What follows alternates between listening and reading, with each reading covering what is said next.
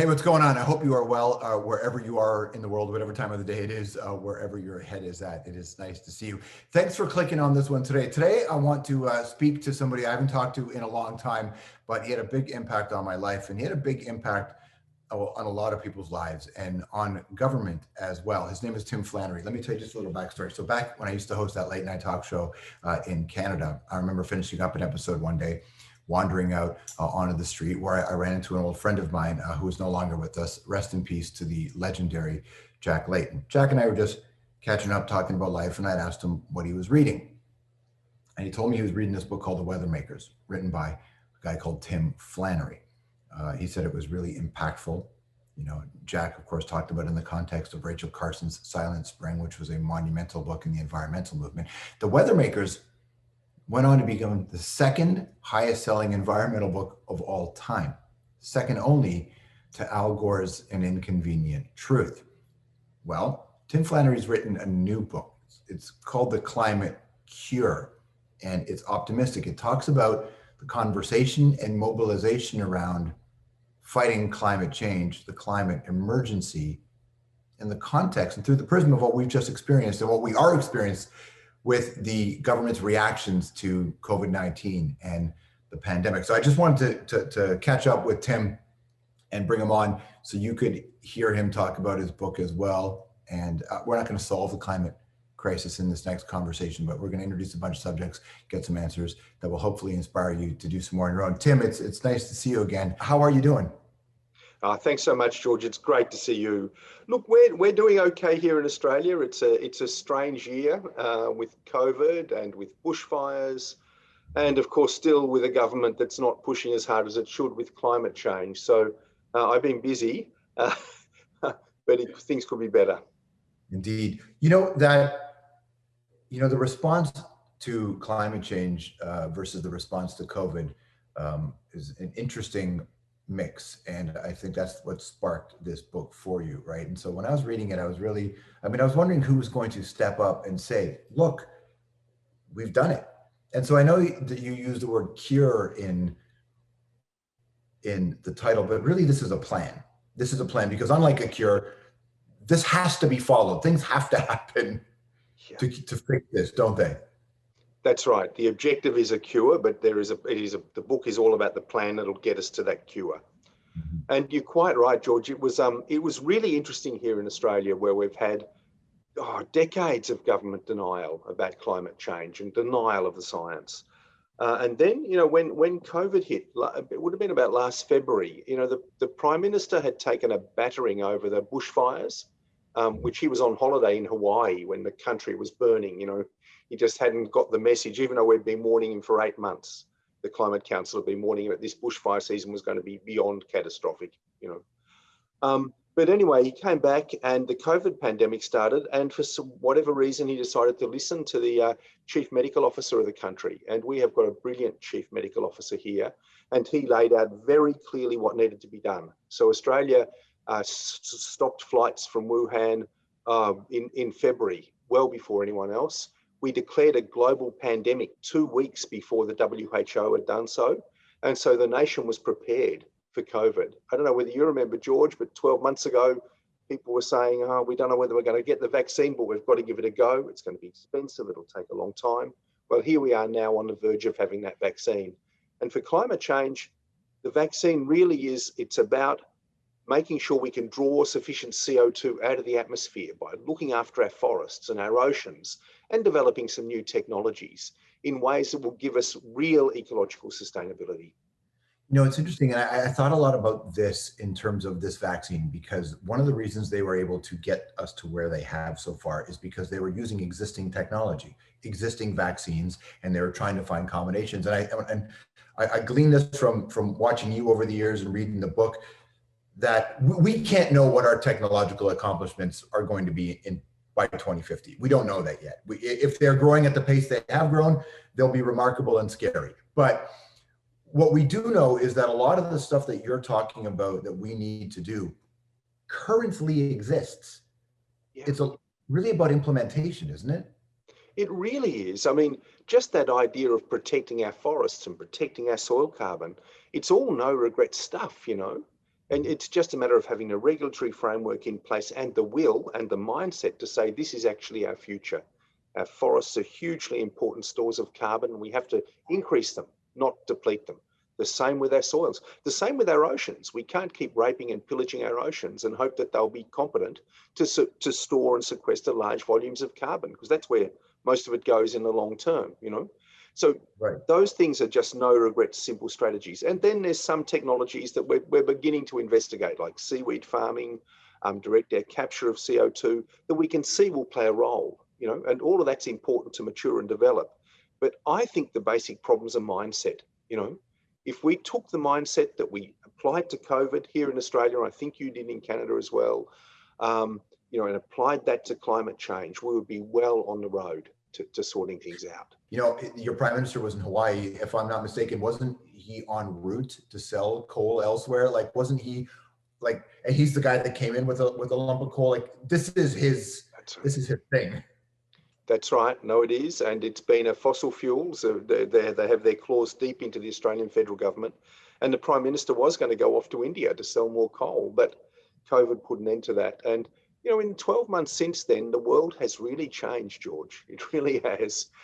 Just where I live down south of Sydney here, we've seen a major coal mine development just stopped by the Planning Commission. I never in a million years thought I'd see that, because up until recently, the Planning Commission sort of done the bidding of government, but things are changing, and we're seeing a different world emerging. I remember being in high school when I was learning about the main conversation in terms of the environment at that time was acid rain. That was what was sort of out there in the world. But I remember one of my teachers saying that we have a lot of oil in Canada, but they will never be able to extract it because it's in oil sands. And very quickly they figured that out. And now in some parts of the world, they're talking about ending that in terms of a way to acquire oil. And so we are growing and changing at a rate that is exponential in many respects. And I was reading and listening to you speak about the ocean and the impact that the ocean is having on us, and how the conversation, the difference between the rate of change versus the scale of change, and how the ocean how it's affected by that. Yeah. Well, that's right. I mean, the ocean is really the hidden puppet master of the whole climate system. You know, it's this massive reservoir. It's 500 times bigger than the atmosphere. You know, so 93% of the heat that's caused by the greenhouse gases goes into the oceans. You know, most of the carbon ultimately goes into the oceans to make carbonate rocks in the oceans. You know, it is the great hidden puppet master for the whole system. And, you know, one of the things we've got to understand about that is that it's also a bit of a juggernaut. So once you push it too far, it gains its own momentum and starts changing in ways that there's nothing humanity could ever do to stop. We haven't got to that point yet, but we can see it looming, and we need to actually start drawing down, stopping those emissions and drawing down that gas, you know, as quickly as we can. And this is the critical year, George. You know, last time I spoke to you, I don't know, it would have been almost a decade ago anyway. And back then we were hopeful to get things started, you know, but we've wasted a decade. And each year the emissions have grown and grown and grown till we're now on the worst case scenario trajectory or above. And this is the critical year. If we can make a breakthrough this year, we can turn things around. We're hearing the sharp edge of the sword is 2050 for everybody in a meaningful way, right? Well, yeah, but that's right. But 2050 will be defined by what we do now. Right. The outcomes in 2050. So we've got to start now to get to that zero net emissions by 2050. Right? You can't just do it in 2049. We've got to start now. Wait, I was just reading that thing in your book about how when you were named Australian of the Year, there was so much positivity about where we were going with climate change. But in that brief period of time, the world generated almost a quarter of all the greenhouse gases they've ever created. That's right. Since 2007, when I was Australian of the Year, a quarter of the greenhouse gases ever created by humanity have been generated. I mean, that's the scale of the problem we're dealing with. And this is why this delay year after year is just so frustrating to scientists. We can see the solutions starting to get harder and harder, you know, as we go on. But I am optimistic, Georgia. This year, with Glasgow, with some good governance around the world, we'll start making inroads. In the United States, they have talked about, re-entering Paris, and of course, with Glasgow coming, it's going to be promising to have a government that is, or an administration that seems to be a little bit more conscientious about the environment. Have you been doing work in China as well? Because I know China is a major player here because of their industry. Look, it really is. It's responsible for the lion's share of the greenhouse gases that are emitted.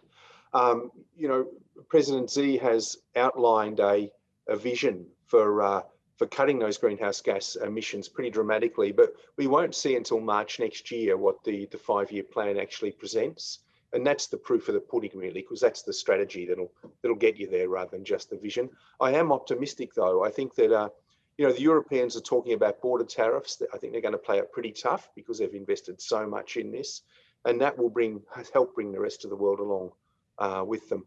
I don't know what the mood is like in Canada, George, but Canada and Australia were in similar positions. We've had a long historic dependence on fossil fuels, and yet we have tremendous opportunity to flourish in a new energy economy. It's a matter of grabbing that, but you've got to let go of the old support to grab it. It does speak to the I think the larger question. Jasmine, who you've talked to, producer on the show, and I know that myself in time, I drive a car. Jazz no longer drives a hybrid. I don't have a hybrid. The recycling controversies, what actually gets recycled. I always wonder how much of an impact can the individual make, because that's always been downloaded onto us, that we have to make the change. We have to make the change. When we did that talk show that we met on, I was doing a thing called A Million Acts of Green, getting people to do it.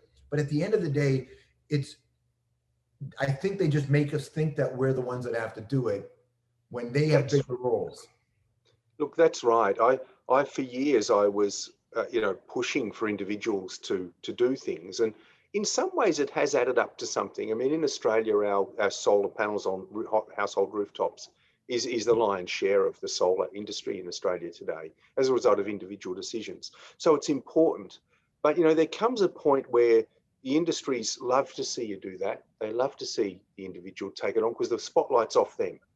They don't have to worry about it. Whereas I think we've got to keep that blowtorch on the feet of the bloody industry, to say, come on, guys, you are the ones that need to change. You can do it. You and government together need to make the shift. There's a German reality that they've approached as it talks about fossil fuel industry, right? And that could be a model to follow for some countries.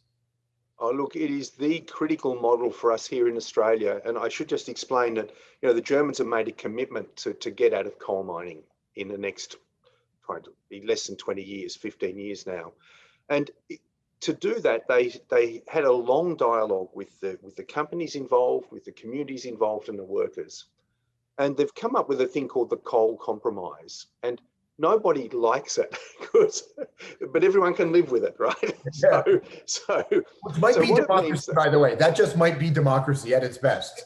That's right, exactly. So, but what it does is mean that there will be not a single job lost in the coal mining communities in Germany as a transition's made. Right. And it kind of makes sense. One of the things they're doing is spending a lot on mine site remediation, which is a legal obligation by these companies, and it takes decades to dig these big holes that we call, coal mines, and it'll take decades to fill them in, but so the same workforce will be using the same machines to do the job in reverse, And then there's clean energy that's going to be deployed in those areas too. So some of the coal mines will be used for what's called a kind of form of pump up hydro. So you store water in the mine and pump it up, and it's just a way, it's like a big battery. And then there'll be some tourism opportunities developed in those areas and educational opportunities and so forth. So those communities, what that means is those coal communities, instead of seeing their future being on the scrap heap, they see their future as part of an integrated, prosperous, economically prosperous Germany. And that's what we need in Australia, because the thing that's holding us back here is fear. Our coal mining areas are very regionalised and concentrated, and it's so easy to stir up fear if you're a politician and wants to keep coal in business. And you just say, look, if you haven't got coal, you have got nothing. And that's what they tell the people out there.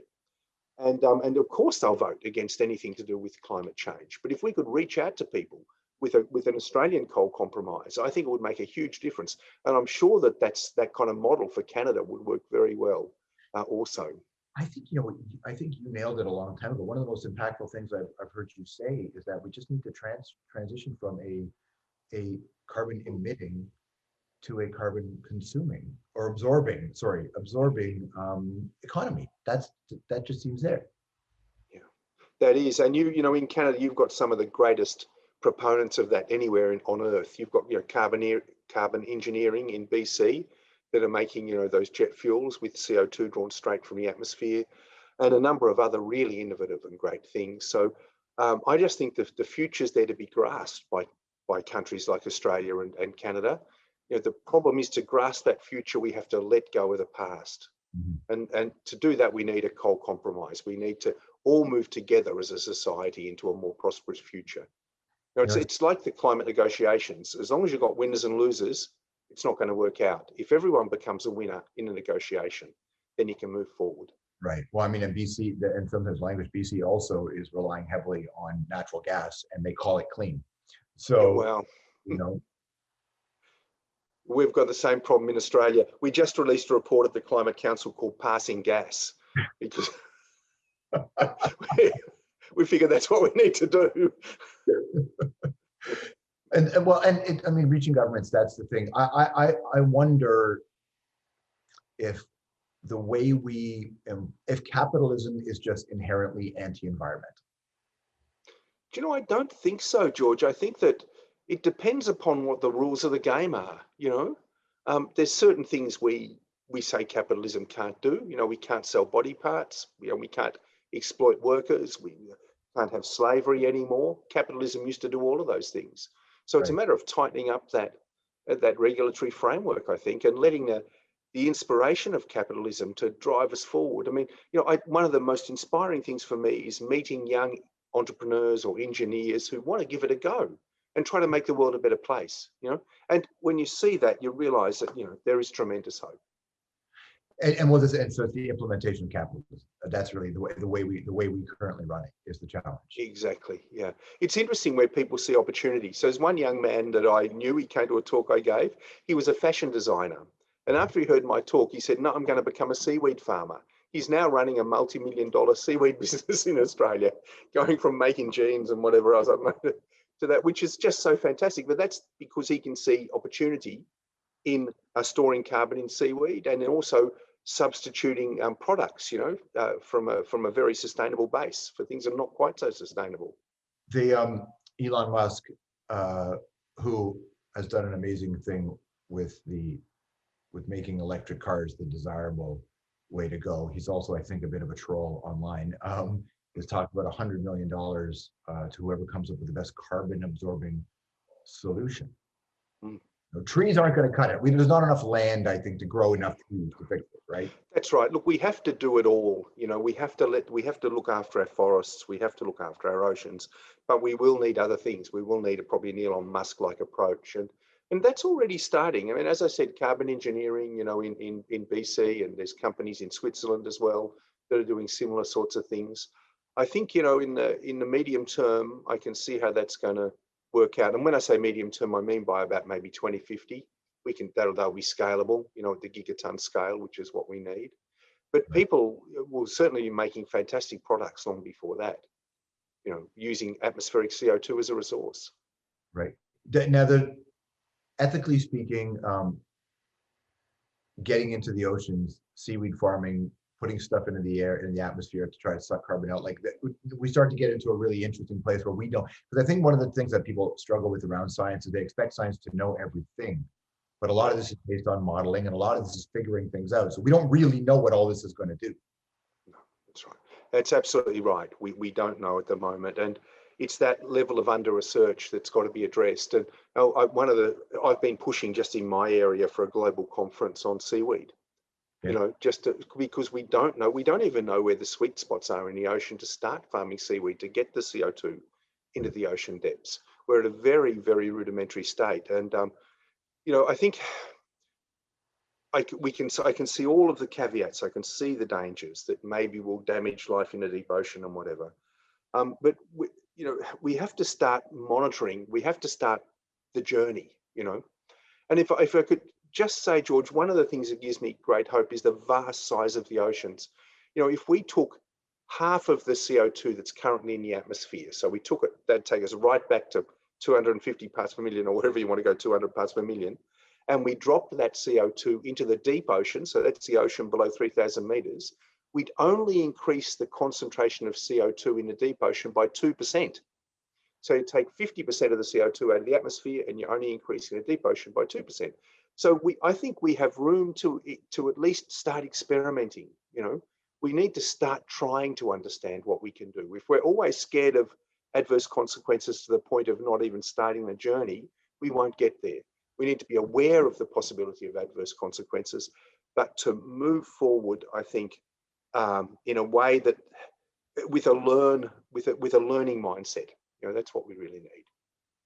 What did you learn when you were the climate commissioner? Because you were targeted heavily.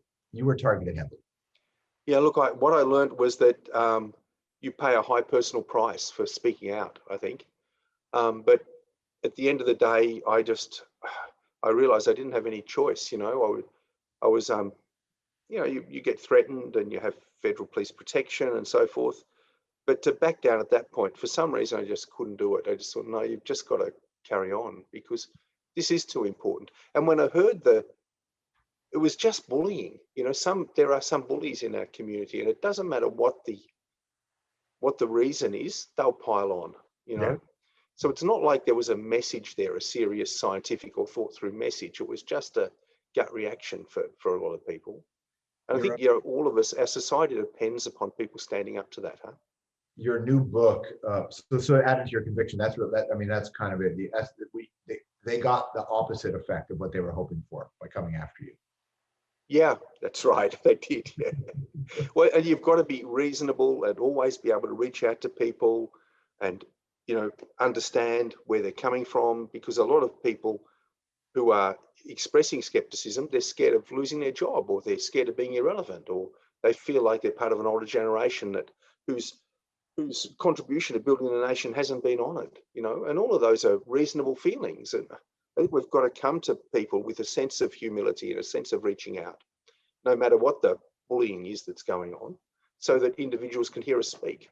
You said in your book right off the top that when you started to write this, it wasn't intended to be an obituary, right? And I think, you know, because, you know, even when you and I first talked many years ago, we've constantly talked about how the end is getting closer. The end is closer. We have 10 years, we have 20 years. We don't know. Now we're at this point where, as you said, if 2050 is the year we're looking towards, that's not that long from now if you consider how 20, 30 years ago, 33 years ago is, you know, in the past. That's right. Exactly. It's closer than you want to think. And I just remember, you know, back in 2000 when I was starting to push on this, you know, that was 20 years ago now. Wow. And we've wasted 20 years. Yeah. It's terrifying. It's really great to see you, Tim. I really appreciate it. I look forward to the next time we can do this in person. And I know I didn't want us to cover all the ground, because I want people watching this to go get the book. I want them to read it and then come up with their own questions as well, because we are at the end here if we don't get this right. That's right. Look, thanks so much, George. It's wonderful to see you again, and let's hope we can stay in touch. It's great. Thanks, Tim. Bye-bye.